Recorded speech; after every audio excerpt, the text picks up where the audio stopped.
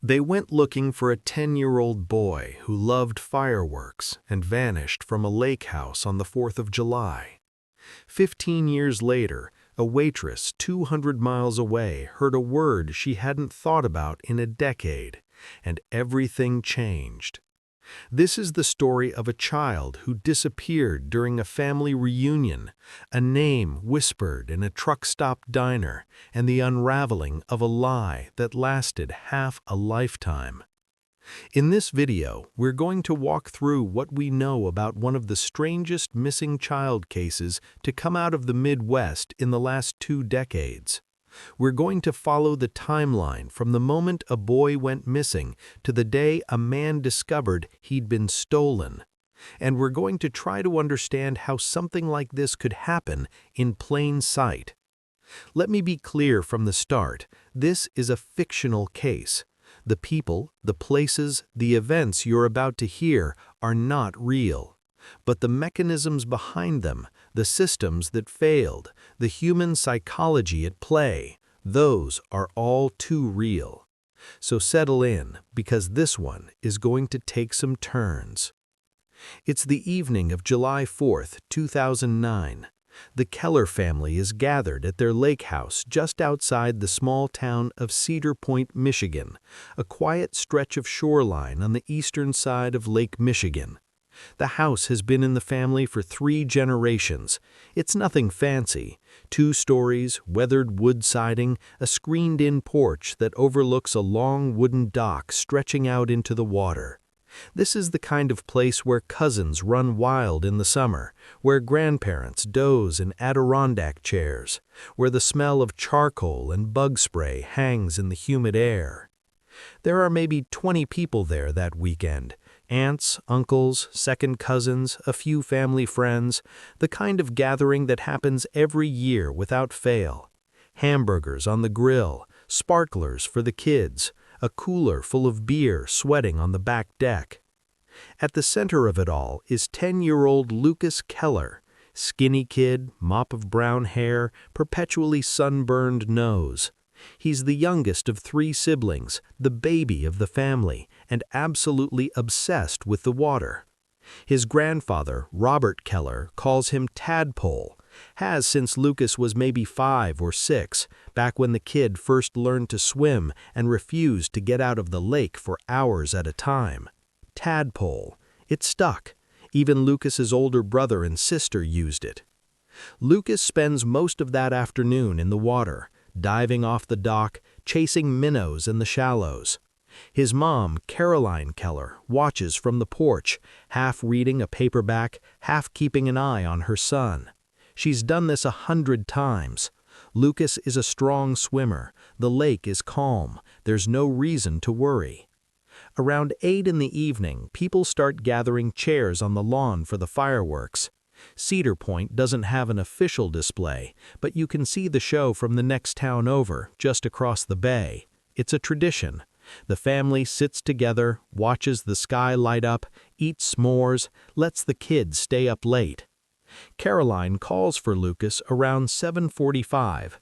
Time to dry off, get some food, claim a spot on the grass. Lucas comes up from the dock, towel around his shoulders, still dripping. He grabs a hot dog, sits with his cousins, fidgets through the waiting. Fireworks don't start until full dark, and the sun is still setting, painting the lake orange and pink. At some point, maybe 15 minutes later, Lucas says he's going inside to use the bathroom. No big deal. The house is right there. His mom nods, tells him to hurry back. She's talking to her sister. The other kids are playing cornhole on the side lawn. It's loud. It's chaotic. It's a family barbecue on the 4th of July. Lucas doesn't come back. At first, no one notices. The fireworks start around 9. Everyone's looking at the sky. Kids are running around with glow sticks. Someone's passing out sparklers. It's not until maybe 9:30, when the grand finale ends and people start cleaning up, that Caroline realizes she hasn't seen Lucas in a while. She calls his name, checks the bathroom, checks his bedroom upstairs, checks the dock, thinking maybe he snuck back down to the water. Nothing. She asks his brother and sister. They haven't seen him. She asks the cousins. No one's seen him since before the fireworks. Now her voice is getting louder. Now other people are starting to look. Robert Keller, the grandfather, starts walking the property, calling him Tadpole. Tadpole, come on, buddy, where are you? By 10 o'clock, the entire family is searching. Flashlights sweeping the trees behind the house. Someone checks the neighbor's yard. Someone else walks down the road thinking maybe Lucas wandered toward town. But this is a kid who knows the property inside and out, a kid who's been coming here every summer of his life. Why would he wander off? By 10:30, someone calls 911. The Cedarpoint police arrive within 20 minutes. It's a small department, maybe half a dozen officers total, but they take this seriously. Missing child, last seen over 2 hours ago, family gathering with multiple people coming and going all day. They start with the basics. When exactly did someone last see Lucas? What was he wearing? Did he seem upset, scared, or of sorts? Caroline is frantic. She keeps saying he went to the bathroom, he said he'd be right back, he wouldn't just leave. Robert Keller tells the officers about the nickname, Tadpole. Says his grandson lives for the water, but he's careful, he knows the rules, he wouldn't go swimming alone at night. The police search the lake, boats, spotlights, divers called in from the county. They drag the shallow areas near the dock. They search the shoreline for a quarter mile in both directions. Nothing. No sign of Lucas in the water. By midnight, the Michigan State Police are involved. By 2 in the morning, they're treating this as an abduction. Here's what makes that shift happen. One of the officers talks to a neighbor 2 houses down, an older woman named Diane Pruitt. She's got a Ring doorbell camera, not super common in 2009, but she'd had some package thefts the year before, and her son installed it. The camera faces her driveway, but it also catches a slice of the road. The officer asks if she'll check the footage from that evening. She does. And there, at 11:14 p.m., just over an hour after the fireworks ended, the camera picks up a vehicle driving slowly past her house, heading away from the lake. It's a truck, older model Ford F-150, dark color, rust visible along the wheel wells even in the grainy footage. The truck doesn't have its headlights on. It rolls past, then turns onto the main road and disappears. Diane Pruitt doesn't recognize the truck. Neither does anyone in the Keller family. But another neighbor, 3 houses in the other direction, also has a camera. This one is older, lower resolution, but it catches the same truck earlier in the evening, around 6:30 p.m., driving slowly down the access road toward the lake. At that point, the fireworks haven't started yet. The truck parks somewhere off camera and apparently stays there for hours. The police start working backwards. Who was at the Keller house that day? The family provides a list: immediate family, extended family, a couple of close friends. Everyone is accounted for. No one drove a rusted F-150. No one remembers seeing a truck like that parked nearby. Then someone mentions the cousin. Not a first cousin, a second cousin, maybe third. The family tree gets blurry out there. Girl named Vanessa, early 20s. She'd been dating someone new, brought him to the barbecue. He didn't stay long, showed up in the afternoon, ate a burger, hung around for maybe an hour, then said he had to get to work. Night shift, Vanessa said. He was a line cook or something. The police asked for his name. Vanessa gives it. Guy named Cody Marsh, mid-20s, scraggly beard, drove an old pickup. She doesn't know the model, but yeah, it was a Ford, and yeah, it was beat up. She'd only been seeing him a few weeks. Met him at a bar in a town about 30 miles inland. He seemed nice enough, quiet, kept to himself. The police try to reach Cody Marsh. The phone number Vanessa has goes to voicemail. They drive to the address she gives them, a rental house outside a town called Pine Grove. No one's home. The landlord says Cody's lease is month to month, paid in cash, and he hasn't seen him in a couple days. They run his name. Cody Marsh has a record, nothing violent, petty theft, possession of marijuana, failure to appear on a traffic warrant. But he's got ties to some people the state police know. People involved in low-level drug distribution. People who owe money to the wrong crowds. Now the investigation has a theory, and it's a dark one. Before we go further, if you're finding this case as gripping as I am, please take a second to like this video and subscribe to the channel. We cover cases like this one, stories that dig into the cracks of the system and the psychology of the people involved. Your support helps us keep making these deep dives. Now let's get back to what happened next. The search for Lucas Keller expands rapidly. The FBI gets involved within 48 hours. Amber Alert goes out across Michigan, Indiana, Ohio, Illinois. Lucas's photo is everywhere. Local news, national news, flyers stapled to telephone poles in every small town within a 100-mile radius. The family sets up a tip line. They organize volunteer search parties.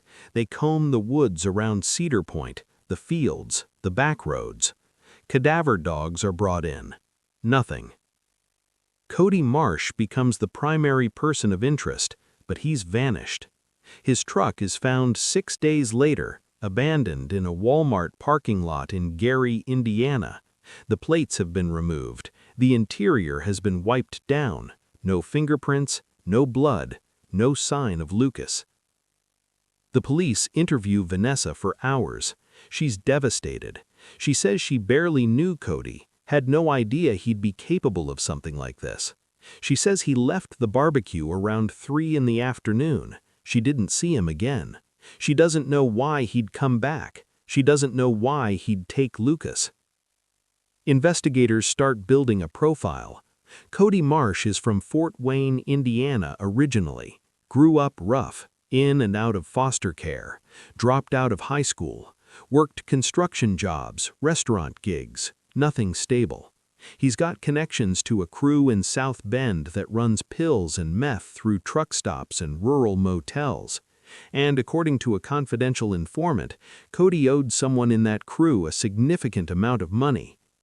The theory the FBI develops is this: Cody needed cash fast. He was at the barbecue, saw an opportunity, saw a kid who could be taken without much noise, and he took him.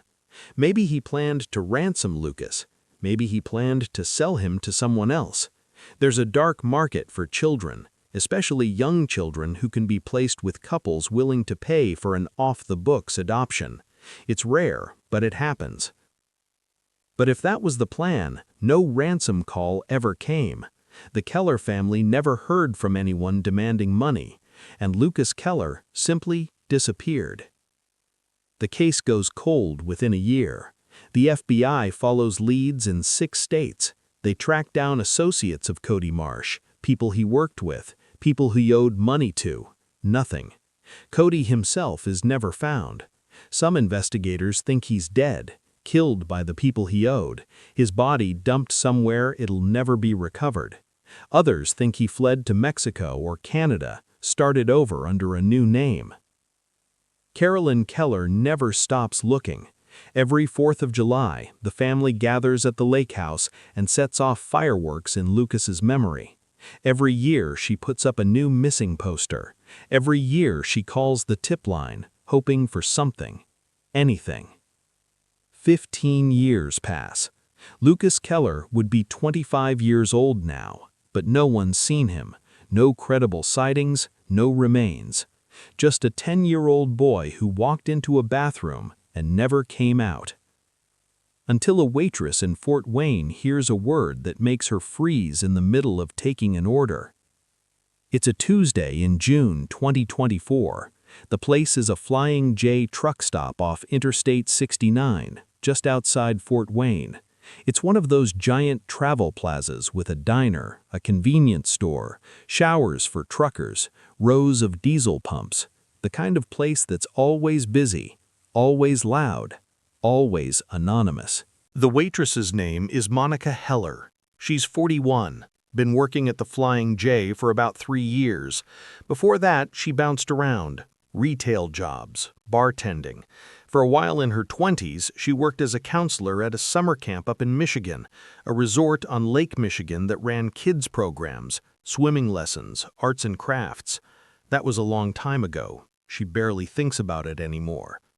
Monica's working the breakfast shift that Tuesday. It's mid-morning. The rush is dying down. Just a few stragglers finishing their coffee. 2 guys come in and sit at the counter. Truckers, she assumes. One's older, maybe late 50s, graying beard, sleeveless flannel. The other's younger, late 20s, clean-shaven, wearing a faded Carhartt jacket. They order coffee, eggs, toast. Standard stuff. Monica brings their food, refills their mugs, half listens to their conversation, the way you do when you've been waitressing long enough that everything becomes background noise. They're talking about a job, construction site somewhere in Kentucky. The younger guy is saying he doesn't want to work on the scaffolding above the 2nd floor. Heights make him nervous. The older guy laughs, says something like, "You're scared of heights but you'll swim in a quarry? That doesn't make sense." The younger guy grins. "Water's different. I'm good with water." The older guy shakes his head, takes a sip of coffee. "Yeah, okay, Tadpole, whatever you say." Monica is walking away when she hears it. Tadpole. She stops, turns back. The 2 men don't notice. They're eating, still talking. Monica stands there for a second, trying to figure out why that word just hit her like a punch to the chest. Tadpole. She goes back to the kitchen, pours herself a cup of coffee, tries to shake it off, but her hands are shaking. She knows that word. She knows it from somewhere specific. And then it comes back. Summer of 2008. She was working at a lakeside resort in Cedarpoint, Michigan. She ran the swimming program for kids. There was a family that came every year, stayed for a week or 2. Older man, his daughter, his grandkids. The youngest grandson was maybe 9, skinny kid, obsessed with swimming. The grandfather used to sit on the dock and watch the lessons, and he'd call out to the kid, "Tadpole, come on, Tadpole, show me your backstroke." Monica remembers because the nickname made her smile. It was sweet, and the kid lived up to it. He was fearless in the water. She'd left that job at the end of the summer, moved back to Indiana, never went back, but she remembers the family. She remembers the grandfather. She remembers the name. And then, a year later, in 2009, she'd seen the news. A boy had gone missing from a lake house in Cedarpoint. She'd recognized the grandfather's face in the news footage, recognized the name, Lucas Keller, Tadpole. She'd called the tip line back then, told them she'd worked at the resort, told them she remembered the family. They thanked her, took her information, said they'd follow up if they needed anything. She never heard back. That was 15 years ago. She hasn't thought about Lucas Keller in a decade. But now, standing in the back of a truck stop diner in Fort Wayne, Indiana, Monica Heller is thinking about him, because she just heard a man call someone Tadpole. She waits until the 2 men finish eating. When the older one gets up to use the restroom, she approaches the younger guy. She keeps her voice casual, friendly. "Hey, sorry, I couldn't help but overhear. Your buddy called you Tadpole?"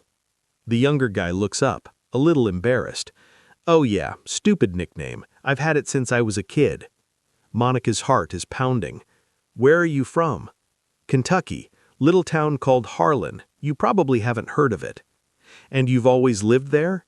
He nods. "Pretty much. Well, I was adopted when I was real young. Don't remember much before that." Monica feels her throat tighten. "Adopted?" "Yeah. My parents, they couldn't have kids. They adopted me when I was 10. I don't really remember anything before that, honestly. I know it sounds weird, but it's like everything before I came to live with them is just blank." Monica takes a step back. She's trying to keep her face neutral. "What's your name?" "Ethan. Ethan Gray." She nods, smiles. "Nice to meet you, Ethan." When the older guy comes back, they pay and leave. Monica watches them walk out to the parking lot, watches them climb into a white pickup with Kentucky plates. Then she goes into the back office and calls the police. The Fort Wayne Police Department doesn't take her seriously at first. A waitress calls in saying she overheard a nickname and thinks it might be connected to a 15-year-old cold case from another state. It sounds like a reach, but Monica is insistent. She gives them the details. The resort in Michigan, the Keller family, the missing boy, the nickname, Tadpole, the man she just served who was called Tadpole, who said he was adopted at age 10, who doesn't remember anything before that. The officer taking the call says he'll pass it along. Monica hangs up, frustrated. She knows how it sounds, but she also knows what she heard. She does something else. She goes back out to the parking lot. The white pickup is still there. Ethan and the other guy are sitting inside, looking at a map or a phone. Monica walks past, memorizes the license plate. When she gets home that night, she searches online for the Lucas Keller case. There's not much recent coverage. Most of the articles are from 2009, 2010, but there are a few updates from later years, anniversaries, family appeals, and there's a photo of Lucas, 10 years old, brown hair, sunburned nose, holding a fishing rod. Monica stares at the photo. Then she pulls up her phone and scrolls through the pictures she took during her shift. She'd snapped one of the counter when she was testing a new phone case earlier that morning, just a random shot. In the background, slightly out of focus, is Ethan Gray, sitting at the counter, profile view. She zooms in. She can't be sure. 15 years is a long time, but the shape of the face, the nose, the way he holds himself, it could be him. She sends everything to the Fort Wayne police, the photos, the license plate, the name Ethan Gray, the detail about the adoption. This time, someone listens. Within 48 hours, the case lands on the desk of an FBI agent named Carla Mendez. Mendez has been with the Bureau for 12 years. She's worked child abduction cases before. She knows the Lucas Keller case. It's one of those files that never really closes, that sits in the back of your mind even when you're working other things. Mendez pulls the file, reads through the original investigation, the timeline, the description of Cody Marsh, the theory about trafficking, the dead ends. Then she looks at the new information. Ethan Gray, 25 years old, lives in Harlan, Kentucky, works construction, adopted at age 10 by a couple named Roger and Diane Gray. No memory of his life before the adoption. Mendez runs a background check. Roger and Diane Gray are in their early 60s now. They've lived in Harlan for 30 years. Roger worked as a machinist until he retired. Diane was a school secretary. No criminal records, no red flags. By all accounts, they're ordinary people. But there's something odd. Mendez can't find any official adoption records for Ethan Gray. No court filings, no placement through a licensed agency. It's possible the records are sealed, but usually there's some paper trail. In this case, there's nothing. Mendez makes a call to the Harlan County Sheriff's Office. She explains the situation. She asks them to do a welfare check, see if they can make contact with Ethan Gray, maybe get a voluntary DNA sample. The sheriff's deputy who takes the call is skeptical. This is a guy who's lived in Harlan his whole adult life, never been in trouble, works hard, keeps to himself. But the deputy agrees to follow up. 3 days later, the deputy drives out to the address Mendez provided. It's a rural property, gravel driveway, small house set back from the road. Ethan's truck is parked outside. The deputy knocks. Ethan answers. The deputy introduces himself, says he's following up on a routine inquiry, nothing to worry about. He asks Ethan a few questions. How long have you lived here? Do you remember where you were born? Do you have any memories of living anywhere else as a child? Ethan is polite but confused. He says he's lived in Kentucky his whole life as far as he knows. His parents told him he was born in Tennessee, that his birth parents died in a car accident when he was young, that he was placed with them through a private adoption agency that closed down years ago. He doesn't have any documents. His parents handled all that. He's never thought much about it. The deputy asks if Ethan would be willing to provide a DNA sample, just to rule him out of an old missing person case. Ethan hesitates. He asks what case. The deputy doesn't give details, just says it's a long shot, probably nothing. Ethan says he needs to think about it. The deputy thanks him and leaves. That night, Ethan calls his parents. Roger and Diane Gray live about 20 minutes away. He tells them about the visit, tells them what the deputy asked. He can hear the strain in his mother's voice when she answers. "Ethan," she says, "we need to talk." They meet the next morning at Ethan's house. Roger and Diane sit at his kitchen table. Diane is crying before she even starts talking. She tells them the truth. They didn't go through an official agency. They couldn't afford it. They'd been trying to adopt for years, had been turned down, told they were too old, didn't meet the income requirements. They were heartbroken. Then in 2009, a man approached Roger at a bar, said he knew someone who could help, said there was a boy, 10 years old, parents had died, no other family, needed a home. It would cost money, not a lot, but enough, and it would be off the books, no paperwork, no questions. Roger and Diane were desperate. They paid. They met the boy. He was quiet, scared, didn't say much. The man who brought him said his name was Ethan, said he'd been through a trauma, might not remember much, said the best thing they could do was give him a fresh start, love him, don't push him to remember. So they did. They took him home. They raised him. They never asked questions. Diane sobs. She says they knew it wasn't right. They knew something was off, but they wanted a child so badly, and Ethan was so sweet, so lost. They convinced themselves they were saving him. Ethan sits there, staring at them. He doesn't know what to feel. He asks them who the man was, the one who brought him. Diane says she doesn't remember his name. Roger says he was young, maybe mid-20s, scraggly beard, drove an old truck. He said he was helping a friend. He said the boy needed a family. Ethan stands up, walks to the window, looks out at the yard. He's always felt like something was missing, dreams he couldn't explain, flashes of images that didn't fit his life, a dock, water, someone calling a name he didn't recognize. He turns back to his parents. "I need to know," he says. "I need to know who I am."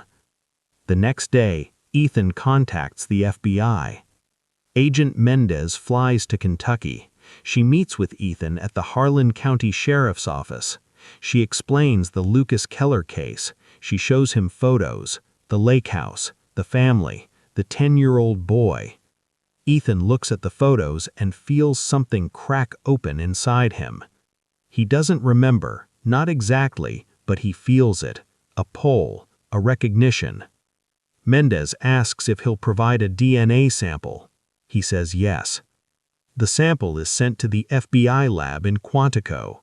It's compared against a reference sample from Caroline Keller, Lucas's mother, taken years ago when the case was still active. It takes 4 days. The results come back. It's a match. Ethan Gray is Lucas Keller. The news breaks like a shockwave. National headlines. Missing boy found alive after 15 years, raised under a false identity, family reunited. But the reality is more complicated than the headlines. Ethan, Lucas, he doesn't know what to call himself anymore. He's 25 years old. He's lived more than half his life as someone else. The people he thought were his parents lied to him. The family he came from is a blank space in his memory. Caroline Keller is overjoyed and shattered all at once. Her son is alive, but he's a stranger. He doesn't remember her, doesn't remember his brother and sister, doesn't remember the lake house or the fireworks or the grandfather who called him Tadpole. Robert Keller, the grandfather, is 82 now. When he hears the news, he cries for the first time in 15 years. The FBI reopens the investigation into Toady Marsh. They're now working on the theory that Marsh sold Lucas to Roger and Diane Gray, then disappeared. But Marsh is still missing. No body, no evidence, just a name and a trail that went cold in 2009. Roger and Diane Gray are arrested. They're charged with conspiracy to commit kidnapping, custodial interference, fraud. But the case is complicated. They're elderly. They genuinely believed they were helping a child. And Ethan, Lucas, whoever he is now, doesn't want them to go to prison. He's confused, angry, grieving something he can't even name. But they raised him, they loved him, and he can't reconcile that with what they did. The case drags through the courts, media frenzy, think pieces about adoption fraud, about the failures of the system, about the psychology of stolen children. But in the middle of all that noise, there's a quieter story. Caroline Keller reaches out to her son. She doesn't push, she just tells him she's there, that she never stopped looking, that she wants to know him, whoever he is now. Ethan agrees to meet. It's early September 2024. They meet at the lake house in Cedarpoint. The house has changed hands. The Keller family sold it years ago. But the new owners, when they hear the story, offer to let them use it for the day. Ethan drives up from Kentucky. He hasn't been to Michigan since he was 10 years old, as far as he knows. But when he turns onto the access road and sees the lake through the trees, something shifts. He parks, gets out, walks down to the dock. Caroline is already there, standing at the end of the dock, looking out at the water. She hears his footsteps and turns. They stand there for a long moment, just looking at each other. She's brought a photo album. She opens it, shows him pictures. Lucas at 5, building a sand castle. Lucas at 7, learning to fish. Lucas at 9, diving off this exact dock. Ethan stares at the photos. He feels like he's looking at someone else's life. But then he sees one picture. Lucas at 9, holding a fishing rod, grinning at the camera. And something clicks. He remembers the weight of the rod in his hands, the texture of the wood, the way the sun felt on his shoulders. "I know this place," he whispers. "I know you." Caroline reaches for his hand, and for the first time in 15 years, Lucas Keller is home. But the question remains, how did Toady Marsh know to come back that night? How did he get Lucas out of the house without anyone noticing? And where is he now? Those answers are still out there, waiting, just like Lucas was. The reunion at the lake house is both a beginning and an ending. For Caroline Keller, it's the answer to 15 years of prayers. For Ethan, it's the start of a process he doesn't have words for yet. Grief for a childhood he lost, confusion about the parents who raised him, and somewhere underneath all of it, fragments of memory beginning to surface. He stays in Michigan for 3 days. The first night he sleeps in what used to be his bedroom. The new owners have repainted, changed the furniture, but the dimensions are the same. The window faces the lake, and lying there in the dark, Ethan has the dream again. The one he's had on and off for years. A dock, water lapping against the pylons, someone calling a name. But this time, the voice is clearer. It's his grandfather, and the name is Tadpole. He cries. Caroline introduces him to his siblings. His older brother Marcus is 30 now, works as a physical therapist in Grand Rapids. His sister, Jenna, is 28, teaches middle school in Ann Arbor. They don't know how to talk to him. He doesn't know how to talk to them. They were teenagers when he disappeared. They mourned him, moved on. And now here he is, a stranger with their brother's DNA. But they try. They sit together on the porch and Marcus tells stories. The time Lucas caught his first fish and insisted on keeping it in a bucket overnight. The time Lucas convinced Jenna to help him build a raft out of pool noodles and lawn chairs. It sank immediately. Lucas didn't care. He thought it was hilarious. Ethan listens. Some of it feels distant, like he's hearing about someone else. But some of it, tiny moments, ring true in a way he can't explain. On the third day, Robert Keller comes to the house. He's frail now, moves slowly, needs a cane. But when he sees Ethan standing on the dock, he stops. Just stands there in the driveway, staring. Ethan turns. Their eyes meet. Robert walks down to the dock. He doesn't say anything at first, just looks at his grandfather. Then, quietly, he says, "Tadpole." Ethan's throat tightens. Grandpa. They don't hug. It's too much, too soon.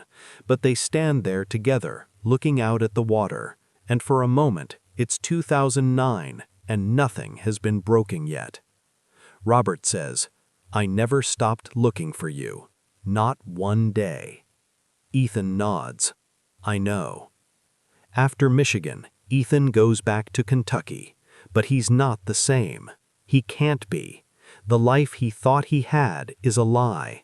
The people he thought were his parents are facing criminal charges, and the family he came from is waiting, hoping he'll let them in. The FBI investigation is moving forward. Agent Mendez is determined to find Cody Marsh. She believes he's the key to everything. How Cody knew the Keller family, how he got Lucas out of the house, and where he's been for the last 15 years. Mendez starts with what she knows. Cody Marsh was at the barbecue on July 4, 2009. He left in the afternoon, but the Ring camera footage shows his truck coming back hours later. The assumption is he parked somewhere on the access road, waited until dark, then made his move. But how did he get Lucas out of the house without anyone noticing? Mendez goes back to the original witness statements. She reads through every interview, every detail, and she finds something. A statement from one of the cousins, a teenage girl named Becca.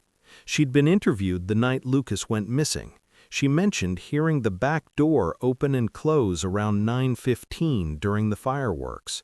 She assumed it was someone going to the bathroom or getting more drinks, didn't think anything of it. But what if it wasn't someone from the family? What if it was Cody? Mendez constructs a timeline. Lucas goes inside around 7:45 to use the bathroom. The fireworks start at 9. Everyone's outside, distracted, looking at the sky. Cody could have slipped in through the back door. He could have found Lucas, told him something, maybe that his mom needed him outside, maybe that there was an emergency. Lucas was 10. He would have trusted an adult, especially someone he'd met earlier that day. Cody could have walked Lucas out the back, through the trees to where his truck was parked. By the time anyone noticed Lucas was missing, they'd already been gone for an hour. It fits, but it doesn't explain why. Why take Lucas? If Cody owed money to dangerous people, how does kidnapping a child help him? Mendez digs into Cody's associates. She finds a name, Vincent Rule. Small-time criminal, ran a network moving stolen goods and occasionally people. He had connections to unofficial adoption brokers, people who facilitated off-the-books placements for couples willing to pay. Mendez tracks down Rule. He's in prison in Indiana, serving time for trafficking stolen vehicles. She drives out to interview him. Rule is in his 50s now, graying hair, missing a tooth. He agrees to talk in exchange for a transfer to a facility closer to his daughter. Mendez doesn't promise anything, but she listens. Rule says he knew Cody Marsh, says Cody came to him in the summer of 2009 desperate for cash, owed $30,000 to some people who weren't patient. Rule told him he couldn't help, didn't have that kind of money lying around. But then Cody came back a week later with a different proposition. He said he knew where he could get a kid, a young kid, healthy, no one would look too hard. Could Rule find a buyer? Rule says he told Cody he was insane. Kidnapping is federal. It's heat no one wants. But Cody was persistent. He said the kid's family was wealthy, distracted. They'd never see it coming. He said he could make it look like an accident, like the kid drowned or wandered off. Rule, to his credit, or maybe just out of self-preservation, said no, told Cody to get lost. But Rule knew other people who operated farther out on the fringe, and he made a call. He won't say who, just that someone agreed to pay $20,000 for a healthy boy under 12, no questions, no paperwork. The buyer would take the kid, place him with a couple who'd been waiting, and everyone would disappear. Mendez presses. Who was the buyer? Who made the placement? Rule shakes his head. Says if he names names, he's a dead man. Says she can put him in witness protection, relocate him, whatever. He's still not talking. Mendez leaves the prison frustrated, but she has something. Confirmation that Cody Marsh sold Lucas. Confirmation that there was a network facilitating this. She goes back to Roger and Diane Gray. They're out on bail, awaiting trial. They've hired a lawyer, but they're cooperating. Mendez sits down with them in a bland conference room in Harlan. She asks them again, the man who brought Ethan to you in 2009, describe him. Roger hesitates. Then he says, he called himself Danny. That's all I knew. Danny. He said he worked with an agency that helped place kids who'd fallen through the cracks. Did you ever see paperwork, identification, anything official? No. He said it was all verbal, said the agency kept things quiet to avoid red tape. We were stupid. We wanted to believe him. Diane adds, he was convincing. He said the boy had been through trauma, said he needed a stable home. He made it sound like we were doing something good. Mendez shows them a photo of Cody Marsh. Is this Danny? Roger squints, shakes his head. No. Danny was older, 40s maybe, heavier, different face. So there was a middleman, someone between Cody and the Grays, someone who handled the transaction, delivered Lucas, took the money. Mendez keeps digging. Meanwhile, Ethan is trying to rebuild his life. He's seeing a therapist, someone who specializes in trauma and recovered memory. The therapist explains that it's common for children who experience extreme stress to suppress memories. The brain protects itself. Sometimes those memories come back. Sometimes they don't. Ethan is having more dreams, flashes of the night he was taken. He remembers being inside the lake house, hearing fireworks. He remembers someone coming into the bathroom, a man, familiar. The man said his mom needed him outside, said it was urgent. Ethan, Lucas, whoever he was then, followed. He remembers walking through the trees, getting into a truck. The man said they were going to meet his mom down the road, said she had an accident. Lucas was scared. He asked questions. The man told him to be quiet. They drove for a long time. Lucas remembers feeling sick, remembers crying. The man didn't say anything, just drove. Then they stopped, a rest area maybe, or a parking lot. Another man was waiting, older, heavier. He opened the door, looked at Lucas, nodded. The first man, Cody, drove away. The second man, Danny, drove Lucas to Kentucky. Ethan tells this to Agent Mendez. She records every detail. It's not enough for a conviction, not yet. Memory is tricky, unreliable in court, but it's another piece. Mendez circulates a description of Danny, mid-40s in 2009, which would make him late 50s now. Heavy build. Worked as a broker for illegal adoptions, possibly still operating. A tip comes in 3 weeks later. A social worker in Ohio remembers a case from 2011, a couple trying to adopt privately. They'd been referred to a man who called himself Daniel Voss. He'd promised them a child, asked for money up front. The couple got suspicious, backed out, reported him to the state. But by the time authorities followed up, Voss was gone. Mendez runs the name, Daniel Voss. She finds a driver's license from 2008. The photo matches Roger Gray's description, mid-40s, heavy, thinning hair. She runs his criminal history, fraud, forgery, conspiracy to commit identity theft. Served 2 years in Ohio, released in 2006, no known address after 2012. But Mendez keeps looking, and she finds something. A property record, a small house in rural Pennsylvania, purchased in 2013 under the name Daniel Voss.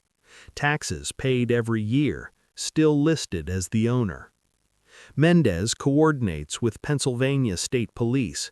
They drive out to the property. It's remote, gravel road, no neighbors for half a mile. The house is dark, no car in the driveway. They knock, no answer. They get a warrant. Inside, the house is sparse, minimal furniture, but there's a filing cabinet in the bedroom. Inside, they find documents, names, dates, locations, records of placements going back to the early 2000s, at least 24 children, all placed off the books, all with couples who paid cash. One of the files is labeled E. Gray, 2009.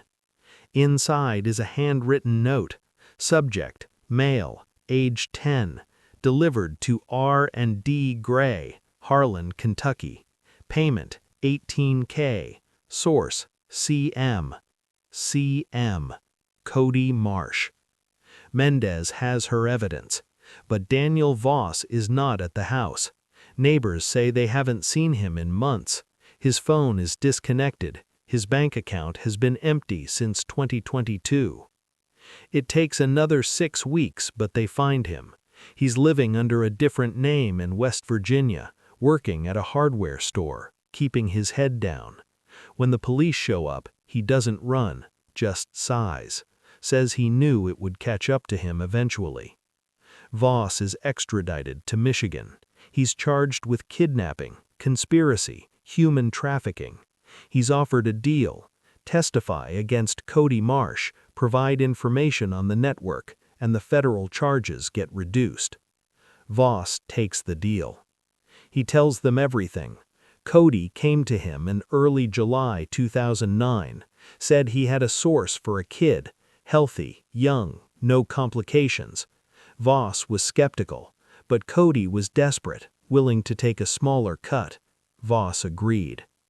Cody took the boy. Voss picked him up at a rest stop off I-69, drove him to Kentucky, delivered him to the Grays. They paid $18,000. Voss gave Cody 10, kept 8 for himself. Voss says he didn't ask questions, didn't want to know where the boy came from. That was the business. Clean hands, closed mouths. Mendez asks about Cody. Where did he go after the deal? Voss says Cody paid off his debt, then he vanished. Voss heard rumors. Some people said Cody moved to Texas. Others said he was dead. Voss doesn't know, doesn't care. But Mendez cares, because Cody Marsh is the last piece. She puts out a federal warrant. She circulates his photo, now age progressed, to show what he might look like at 40. She follows every lead. And then, in February 2025, she gets a hit. A man matching Cody Marsh's description is pulled over for a broken taillight in Amarillo, Texas. The officer runs his license. It's under a different name, but the photo and the birth date are close enough to flag. The officer calls it in. By the time Mendez gets there, Cody is in custody. He's 41 now, graying beard, thinner, worn down. He doesn't deny who he is, doesn't ask for a lawyer, just sits in the interrogation room and waits. Mendez sits across from him. She lays out the evidence, the truck, the timeline, Voss's testimony. The DNA match proving Ethan Gray is Lucas Keller. Cody listens. Then he says, "I didn't hurt him." Mendez leans forward. "You kidnapped a 10-year-old child. You sold him. You destroyed a family." "I didn't hurt him," Cody repeats. "I made sure he went somewhere safe. I could have done worse." "That's not a defense." Cody shrugs. "I owed money. I was going to die. I did what I had to do." "Why Lucas? Why that family?" Cody looks away. "I was dating that girl, Vanessa. She invited me to the barbecue. I saw the setup, big family, lots of people, distracted. The kid was always down by the water, always wandering off. I thought if he went missing, they'd assume he'd drowned. By the time they figured out he didn't, I'd be gone." "But you came back. You took him from inside the house." "Yeah, I waited until the fireworks, went in through the back, found him in the hallway, told him his mom sent me. He believed me. We walked out. No one saw." Mendez feels sick. "Did he fight? Did he scream?" "Not until we were in the truck. Then he started crying, asked for his mom. I told him to be quiet." Cody's voice is flat. No remorse, just recitation. "And you handed him over to Voss." "Yeah, Voss said the couple was good people, said they'd love him. I didn't ask more than that." Mendez stares at him. "You ruined his life. You know that?" Cody meets her eyes. "He's alive, isn't he? He had a home. Could have been worse." That's all he says. Could have been worse.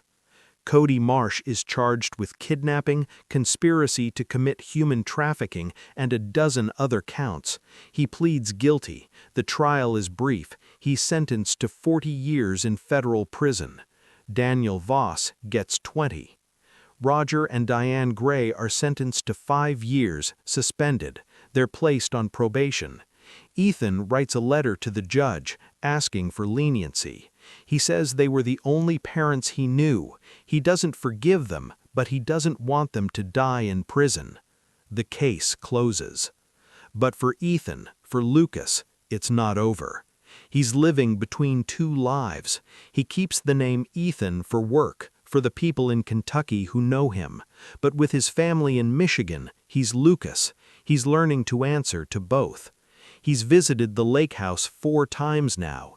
Each time more memories come back. Small things, the smell of the pine trees, the sound of the screen door, the way the dock creaks underfoot. His relationship with Caroline is growing, slowly.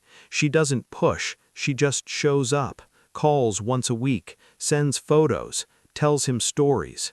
Marcus and Jenna are trying too. It's awkward, but they're family, and family is complicated. Robert Keller passed away in December 2024. Ethan was there, held his grandfather's hand. Robert's last words were, "I knew you'd come home, Tadpole." The case made national news, documentaries, podcasts, but Ethan doesn't watch them, doesn't listen. He's living it. He doesn't need to hear someone else narrate his trauma. What he's learning is that identity is fragile, that memory is both a gift and a wound, that you can lose yourself and find yourself and still not know who you are. He's learning that forgiveness is complicated, that love is complicated, that family, both the one you're born into and the one that raises you, can break you and save you in the same breath. Monica Heller, the waitress, visits him once. She drives down to Kentucky, meets him for coffee. She apologizes for turning his life upside down. He tells her she gave him the truth, and the truth, no matter how painful, is worth it. As for the question everyone asks, does he wish he'd never found out? Ethan says no. He says he spent 15 years feeling like something was missing, and now he knows what it was. He knows where he came from. He knows his name. He's Lucas Keller. He's Ethan Gray. He's both. He's neither. He's still figuring it out. And maybe that's enough. Before we close, I want to say thank you for watching this deep dive into one of the most complex recovery cases I've covered. If you found this story as compelling as I did, please take a moment to like this video and subscribe to the channel. We're committed to bringing you detailed, responsible true crime storytelling that respects the real impact these events have on people's lives. Your support means everything. The lake house still stands. The new owners let the Keller family visit whenever they want. Every 4th of July they gather there. They set off fireworks. They remember the night Lucas disappeared, and they celebrate the night he came home. But there's one detail that stays with me, one piece that no one talks much about. Ethan still has the dreams, the dock, the water, the voice calling Tadpole. But now there's something else, a new dream, or maybe a memory he's not ready to face yet. In it, he's 10 years old. He's in the truck with Cody Marsh. They're driving through the dark, and Lucas asks, "Where are we going?" And Cody says, "Somewhere safe." He believes him. That's the part that haunts Ethan the most. Not the fear, not the confusion, but the moment he trusted, the moment he thought he was being saved. Because for 15 years he was, and for 15 years he was lost. The question is, which truth do you carry? The one where you were rescued, or the one where you were stolen? Ethan doesn't have an answer yet. Maybe he never will.